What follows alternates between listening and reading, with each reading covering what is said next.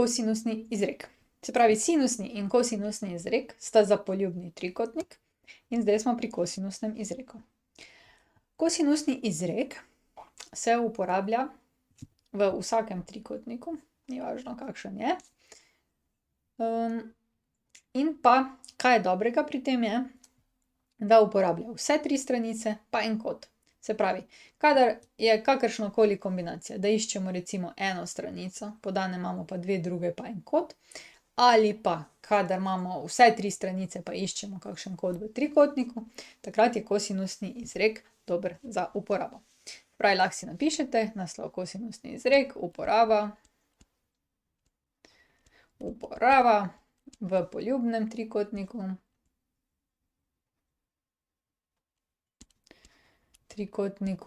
In sicer, kdaj ga uporabljamo? Ja, recimo, če imamo tri stranice, pa iščemo kot, ali pa če imamo dve stranici, kot in iščemo stranico.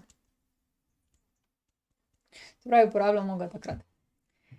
Zdaj, jaz temu kosinusnemu izreku rečem tak poboljšan Pitagorov izrek. Zakaj?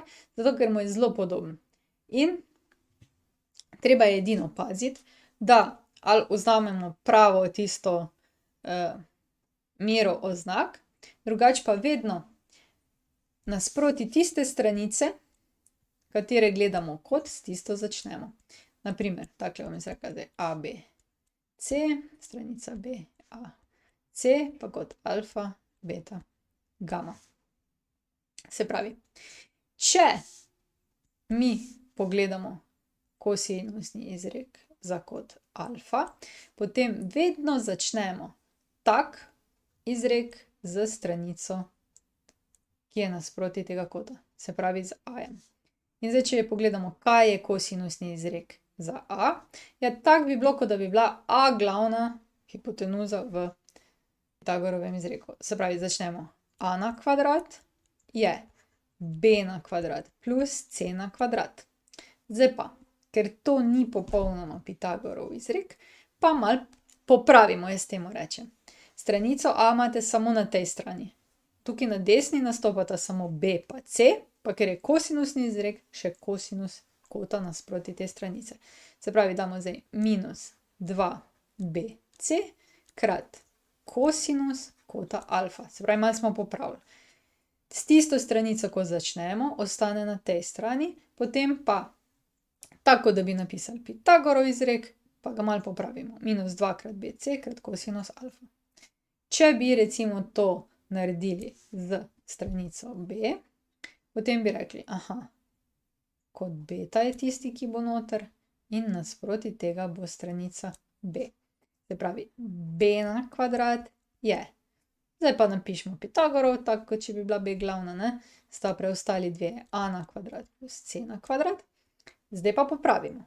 Minus 2 krat te dve stranici, AC, krat kosinus kota nasproti naše B, ne? Se pravi beta. Ok? In še zadnja, ne? Zdaj ste pa že pravi mački. To pa pomeni, če gledamo nasproti kota gama, potem je to stranica C. Začnemo zdaj tako kot za Pitagorov izrek, se pravi C na kvadrat je A na kvadrat plus B na kvadrat. Zdaj pa popravimo. Minus 2 krat A krat B krat kosinus kota gama. In čisto mimogrede, če je trikotnik pravokoten, je fora ta, ne, da če je pravi kot gama, tako smo se mi govorili, ne, pri oglišču C, dobite ven ravno Pitagorov izrek, ker kosinus 90 stopinj je nič. Kaj pa to? Noro.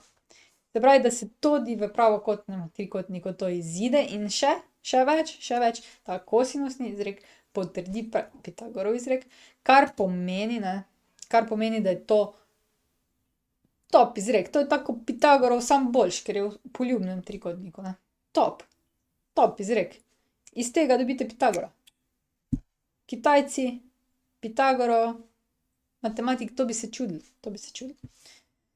Se pravi, Pitagora bi se čudo, klanjal bi se tem izrekom. Tako se je tudi, tako je častil števila, tako bi tale izrek. Čist nor bi bil, ker bi se mu odprl nov svet, nova dimenzija. Pa dobro, dosti te, gremo na vaje. Prišli smo do konca. Če želite ali morate videti več, si poglejte na moji spletni strani ninarazlaga.si ali pa se naročite na moj YouTube kanal. Se vidimo!